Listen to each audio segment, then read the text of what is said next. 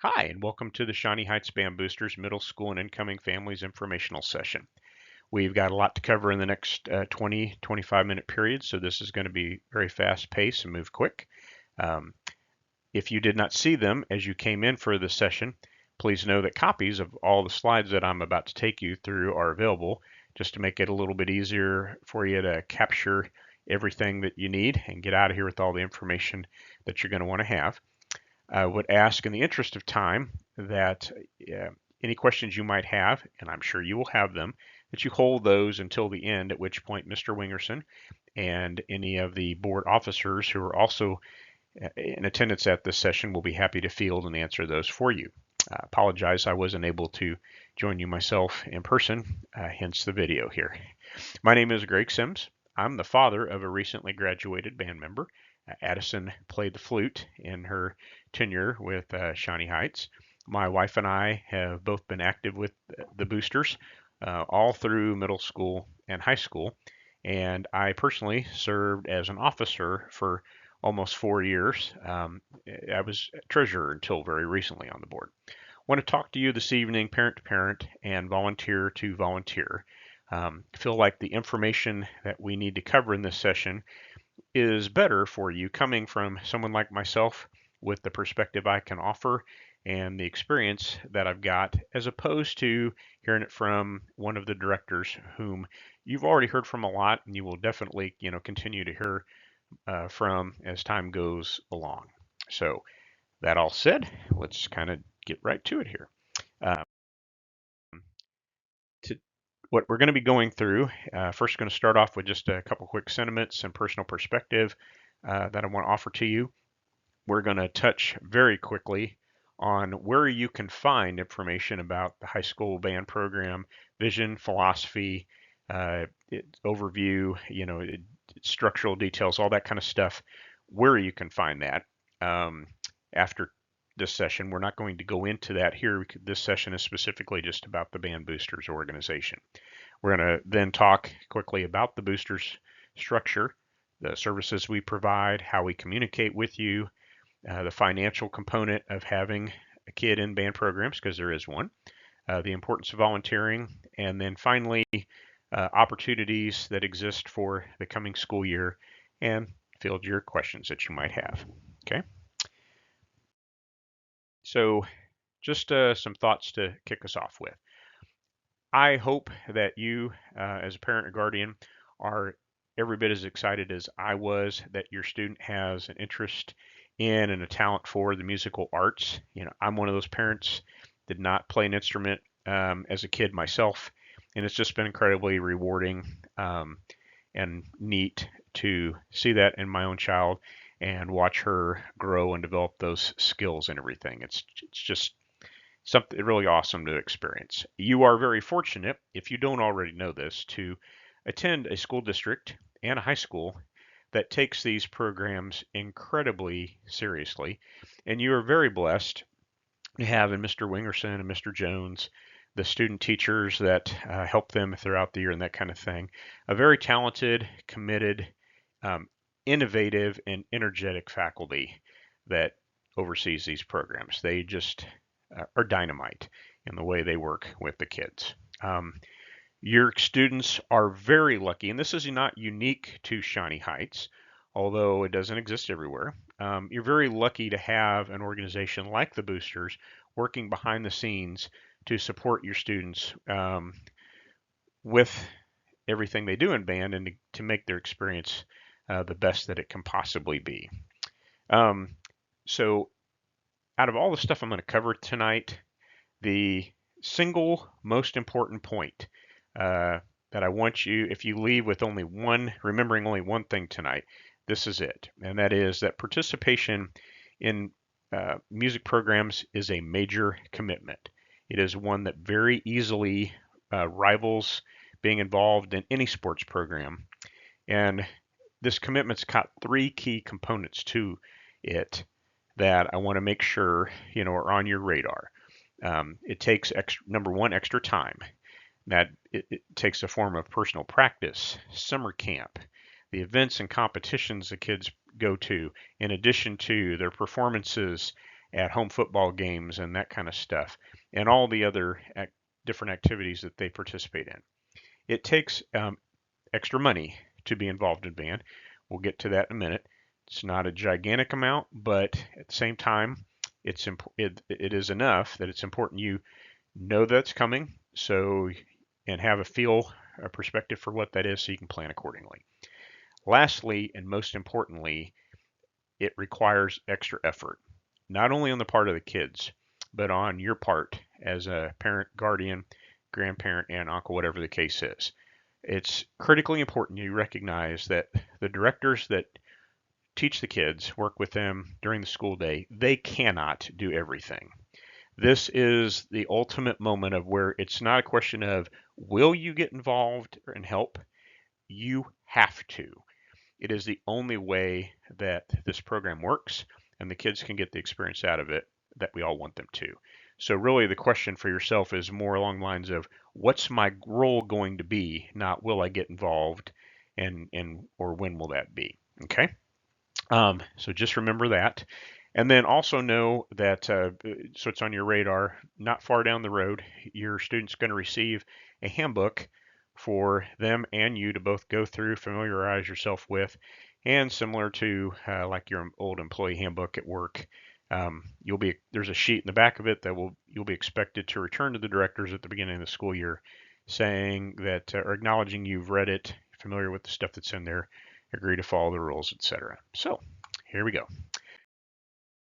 So your band handbook that you will get is a resource to give you information on the band program, vision, its philosophy. There will be in there where I don't have that for you in this session, details on the upcoming marching band season schedule, the pep band schedule, different competitions and events and stuff that the students will attend. The expectations of them as a student and of you as a parent in terms of behavior and attendance and that type of stuff. A little breakdown if this is the first time you've had a kid in music programs. A little breakdown to explain to you the differences between what's concert band versus symphonic band versus jazz band, those kinds of things. How they can earn a letter in band as they just like they can in sports, and just so all that stuff, so much more is in there. Be looking for that to arrive in their hands sometimes during the months of July or August. Typically, the directors pass that out to the kids sometime during summer camp, which typically is toward the end of July. Okay. So I'm not going to go through the points here in detail. Just this gives you some of the key bullets about the booster organization. I guess the key takeaway thing that you need to have from this slide is just to understand that we are our own standalone organization. There are some booster groups for uh, other music programs like orchestra, obviously for some of the sports programs and stuff at school that have booster supporting them. It's not unique to band, but a lot of those, the finances flow through school. They do not have it's just not quite as elaborate as us. We have a board of officers. We have our own bylaws, our own rules and guidelines that we follow in conjunction with school ones. But we manage our own finances. They in no way flow through the school district, and that type of thing. We are a certified charity, so anything people give to support your student in band programs is tax deductible. Just all those important, relevant things. So let's talk about what kind of support the boosters provide to the kids. So these are in no particular order, but it starts with we are the group working with the directors that organize and facilitate the marching band camp during the summer, which is a critical component to setting the stage for them for the fall each year. Like I said, it's typically toward the end of July.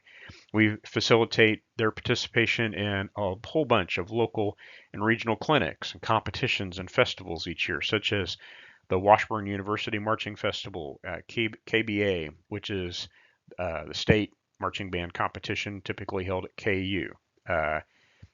Kansas State also has a competition that it offers during the year festivals like the one down or local festivals, I should say, like the one down in Independence called Niwala. Just a whole host of things like that.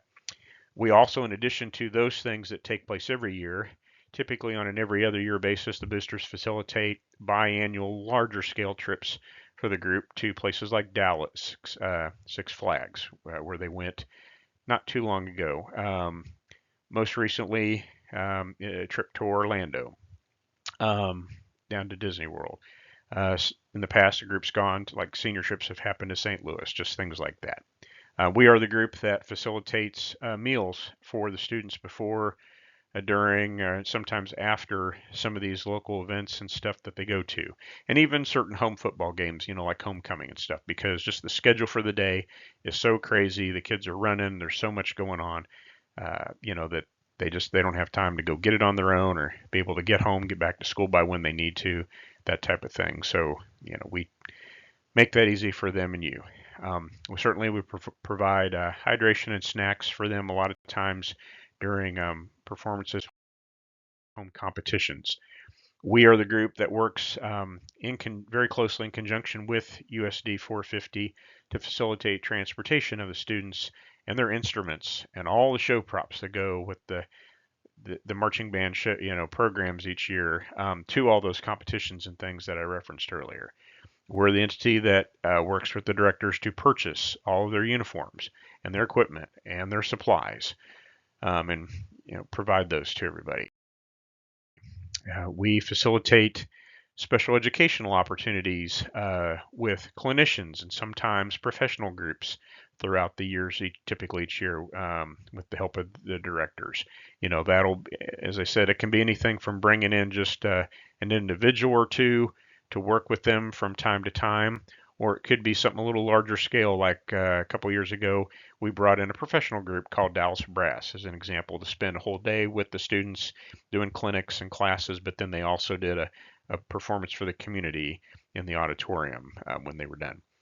We are the group that organizes the annual awards and recognition banquet for the senior class each year.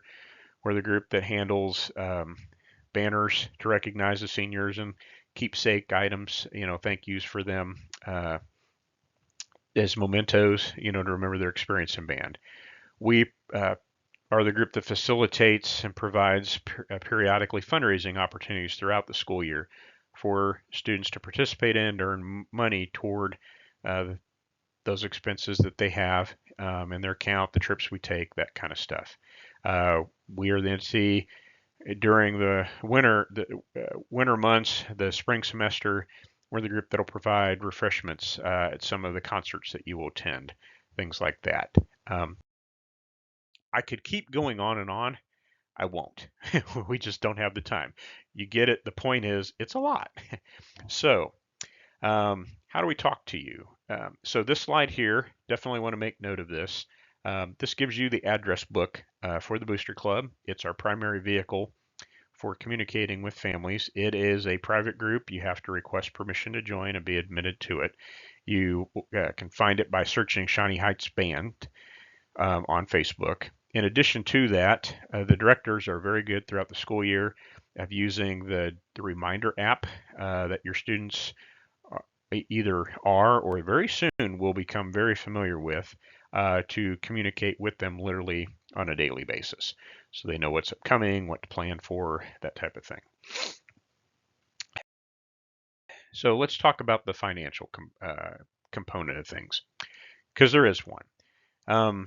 So the way I've broken this down for you is in kind of two different ways, because there are some costs with being in band that are associated to the school district specifically, and then there's others that apply to us as an organization. So starting off initially, so unless your student owns their own instrument, like when Addie first got into expressed an interest in music, got into band, we bought her a flute. But a lot of students, especially if your students playing a larger instrument, you may rent that from the school district each year, right? So that has a cost of $75 a year. These are approximate costs. They do vary year to year a little bit, but in recent years, it's been about $75 a year for that. In addition to that, the school district charges per semester fee to be involved in band also, and that again is approximately around 20 bucks. You will see those on your invoice that you receive from the school district at the start of each semester, and you pay those amounts to them directly through RevTrack. Okay. Now, in addition to those costs that you pay to the school district, then there are some others related specifically to the boosters. Think back to that list I just got done rattling off a moment ago. It's a lot. We don't do all that stuff for the kids for free. So each year we charge a dues amount for every kid that's in the band program. It does typically vary slightly between brand new incoming students and returning ones. And again, these are approximate, but in recent years that's been in the ballpark of about 200 bucks a year for a returning student, 225 for new ones. Might be a little bit more, a little bit less, just kind of in part depends on how many kids are involved in the program, that kind of thing. In addition to that, there is that cost of the marching band camp in the summer. That's historically been around $100. And if your student is new to the band program, or if you've been in it for a while and your students, they've outgrown them or they've worn them out, need some new ones, there's a small cost for marching shoes each year too. And those, again, that's about 30 bucks. What will happen is the boosters will invoice you for each of those costs, and you then in turn pay those invoices. The marching band camp fee, expect that need to pay that around July. The dues amount you'll be invoiced for typically in August, right at the start of the school year. It's usually due around end of September. And marching shoes, again, also typically right around the beginning of the school year. Grand total ballpark, as you can see there, so between the district, or what you'll pay to the boosters, what you'll pay to the district, it's in the neighborhood of $440 on the low side, not quite $500 a year to be involved in band. So again, not a giant amount of money, but significant enough. Needs to be on your radar. It's helpful if you have know it's coming so you can plan for it. Your kids can be thinking about, do I need to get involved in some of the fundraising opportunities, and if so, which ones, etc. Now, those are all the required things that you're going to experience every year. In addition to that, there are two other things to think about. So one is special opportunities that come up throughout the year.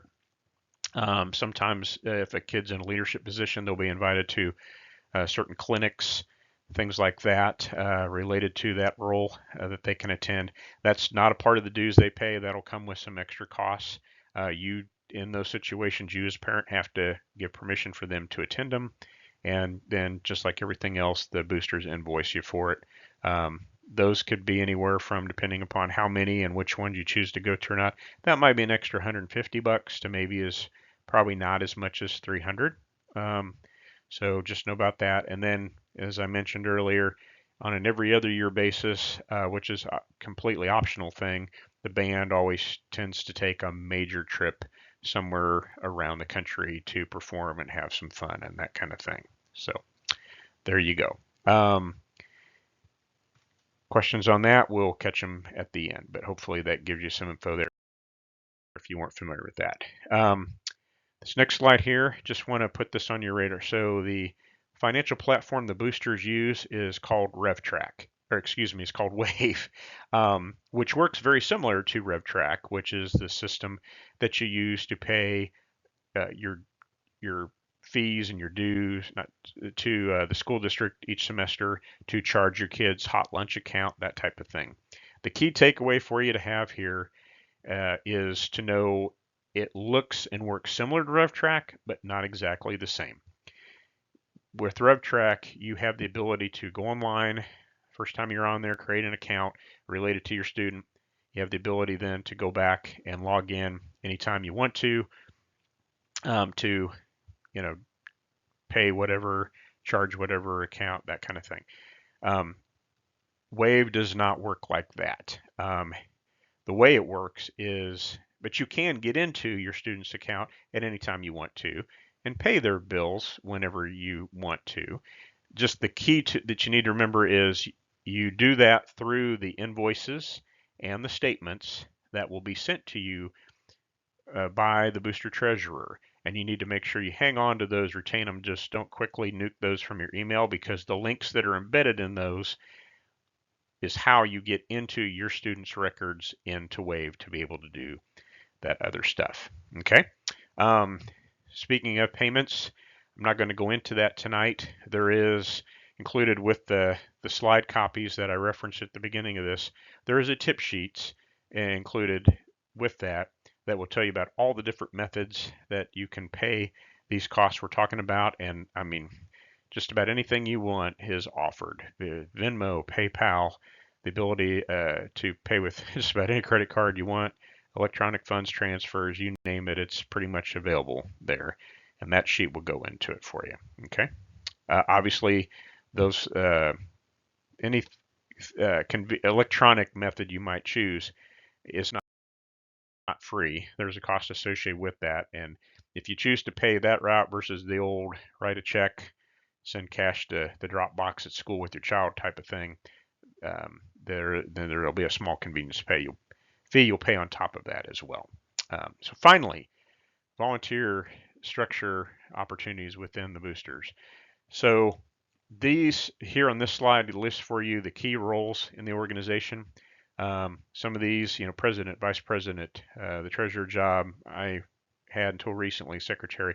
Those are single person things, but then there are others such as the service or hospitality committee, the fundraising group, the trip committee. Each of those, well, I said committee, and that's just it.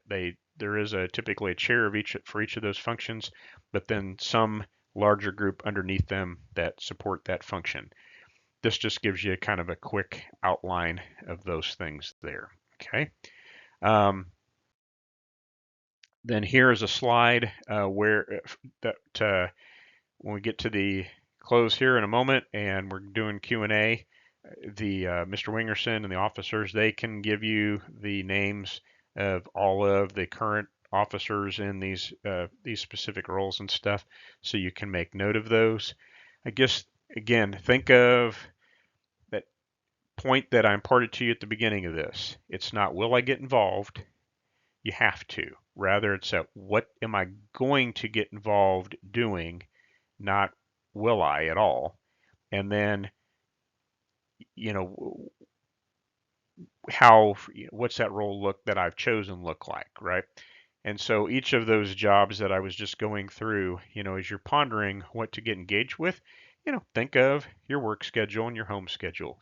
Think of your skill set. Think of your personal comfort level. I promise you, there is something out there for pretty much everyone.